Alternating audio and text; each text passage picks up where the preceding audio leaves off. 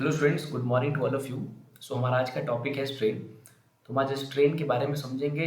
इससे पिछले लेक्चर में हमने स्ट्रेस के बारे में जाना था।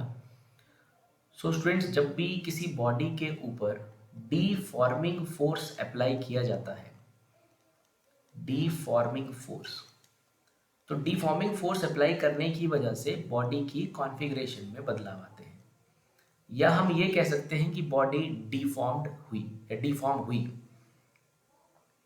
सो बॉडी की कितनी डिफॉर्मेशन हुई है, कितना उसकी कॉन्फ़िगरेशन में बदलाव आया है with respect to its original configuration, that ratio is called as the strain. So strain का जो डेफिनेशन है वो कुछ इस तरह से है। So strain is basically the ratio of change in configuration of a body to the original configuration of that body, to the original configuration of the body। अब कॉन्फ़िगरेशन के बदलाव से हमारा मतलब होता है कि जो एटम का पोजीशंस होता है लैटिस में, डिफॉर्मिंग फोर्स के अप्लाई करने की वजह से उस पोजीशंस में बदलाव आते हैं, तो उसे हम चेंज इन कॉन्फ़िगरेशन कहते हैं। और चेंज इन कॉन्फ़िगरेशन होने की वजह से, कॉन्फ़िगरेशन में बदलाव होने की वजह से हमें बहुत से चेंजेस देखने को मिलते हैं। जैसे बॉडी का लेंथ चेंज कर रहा है, उसका वॉल्यूम चेंज कर रहा है, उसका एरिया चेंज कर रहा है। तो ऐसे कई बदलाव हमें बॉडीज़ में देखने को मिलते हैं जब उस पर डिफॉर्मिंग फोर्स लगाया जाता है। सो वही कितने बदलाव आए हैं बॉडी में with respect to the original dimensions और the original configuration is called strain. So strain basically same ही क्वांटिटीज़ का रेशो है, तो स्ट्रेन का किसी तरह का कोई यूनिट नहीं होता है, एंड इसका फिर किस तरह से कोई डायमेंशन फॉर्मूला भी नहीं होगा।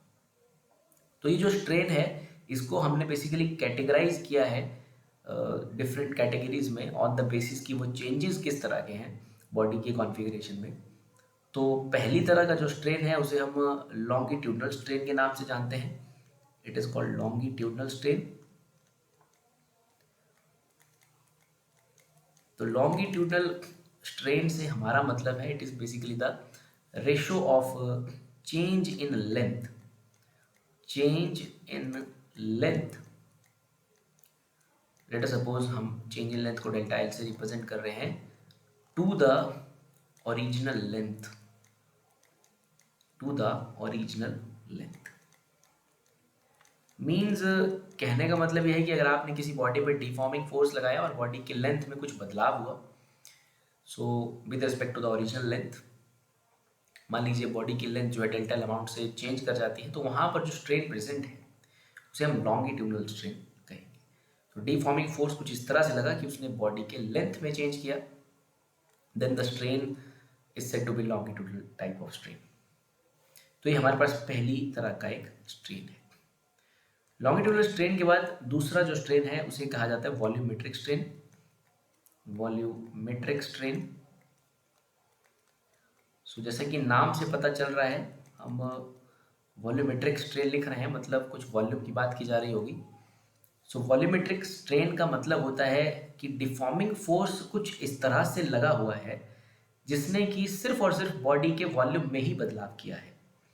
So basically it is the ratio of change in volume, change in volume.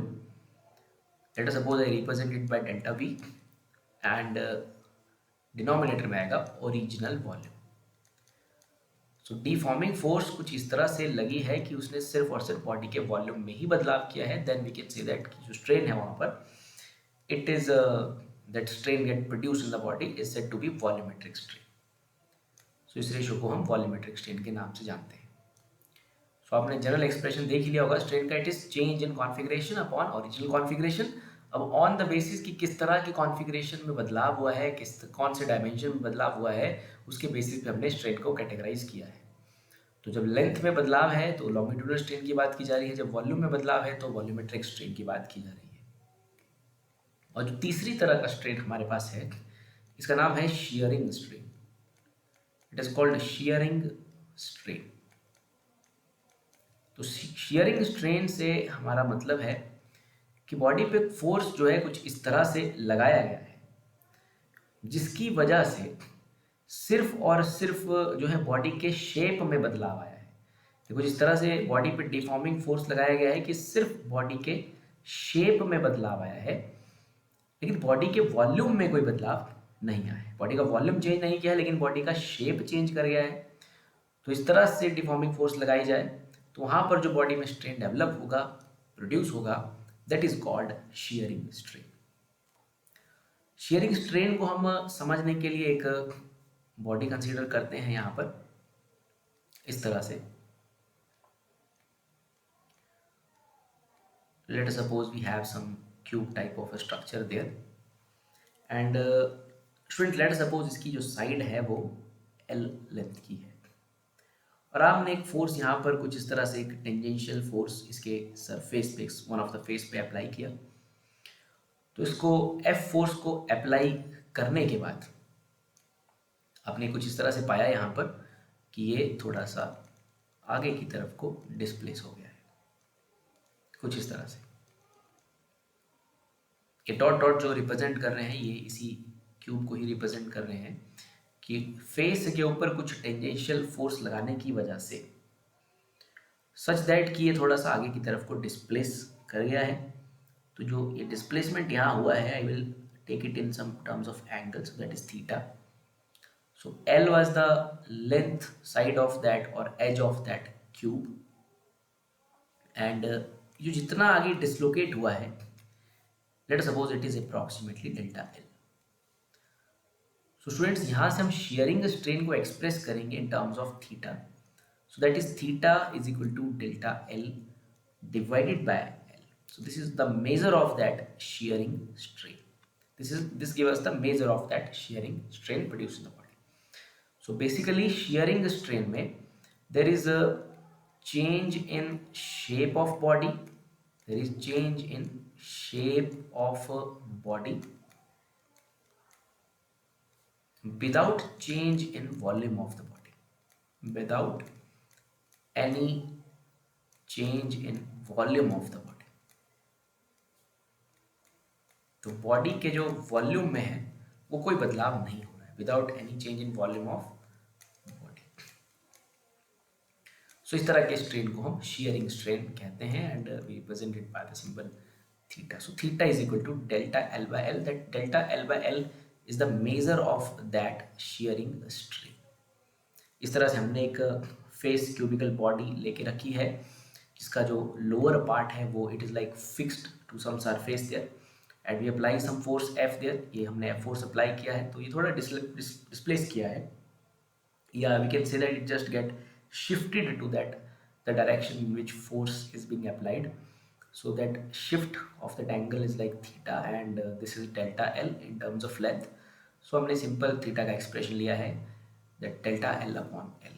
So this theta is the measure of that shearing strain. So student जैसे कि हमारे पास हम एक एग्जांपल कंसीडर करते हैं जहाँ पर ये दोनों तरह के स्ट्रेन भी एक साथ कई बार प्रेजेंट हो सकते हैं बॉडी में। सो मान लीजिए आपके पास एक स्प्रिंग है and you suspend some load there, आपने कुछ लोड यहाँ पर सस्पेंड किया है। तो जो लोड है यहाँ पर ये एक तरह से डिफॉर्मिंग फोर्स प्रोड्यूस करने का काम करेगा, डिफॉर्मिंग फोर्स प्रोवाइड करेगा। तो जब एक स्प्रिंग के साथ एक लोड को अटैच किया जाता है तो वहाँ पर जो स्ट्रेन प्रोड्यूस होता है वो लॉन्गिट्यूडनल एज वेल एज वो एक शेयरिंग स्ट्रेन भी वहाँ पर प्रेजेंट रहता है। सो लॉन्गिट्यूडनल से हमारा मतलब है कि वहाँ पर there is a change in length and shearing से like there is a change in the shape और there is no change in the volume. So when that wire the spring is being stretched, there is no change in the volume but change in the shape there, or like change in the length there. तो जब एक load लगा के किसी spring को suspend किया जाता है तो वहाँ पर दोनों तरह के जो स्ट्रेन है वो डेवलप होते हैं और प्रेजेंट रहते हैं। So that was longitudinal as well as the shearing strain. So I just hope आपको ये स्ट्रेन का जो मतलब है वो अंडरस्टैंड हुआ होगा। तो strain is basically the ratio of change in configuration to the original configuration. So ये एक यूनिटलेस थिंग है बिकॉज लेंथ में बदलाव है तो हम लेंथ से डिवाइड कर रहे हैं। सो ये यूनिटलेस है, इसका कोई डायमेंशन फॉर्मूला नहीं है। सो डिफॉर्मिंग फोर्स के लगाने पे बॉडी गेट स्ट्रेन और get deformed. So with that, thank you very much.